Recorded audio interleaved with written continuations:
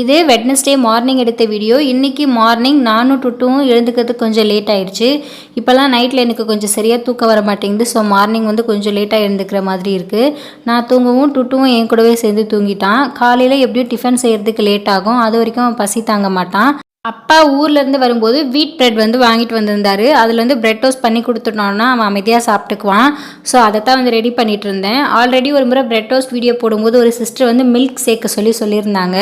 So அந்த மாதிரி try பண்ணால் குட்டி பையனுக்கு பிடிக்கல, அது ஓவர் மாய்ஸ்சராக இருக்கிறதுனால. ஸோ நான் எப்பவும் போல் எக்லேயே நல்லா டிப் பண்ணி தவாவில் போட்டு கொடுக்குவோம். இது நல்லா சாஃப்டாக இருக்கும். ஸோ இவனுக்கு சாப்பிட்றதுக்கும் ஈஸியாக இருக்கும். ஃபர்ஸ்ட் டைம் வீட் பிரெட் வாங்கிட்டு வர சொல்லியிருந்தேன். நார்மல் பிரெட்டை விட இது நல்லா சாஃப்டாகவும் டேஸ்ட்டும் கொஞ்சம் டிஃப்ரெண்ட்டாக இருந்தது.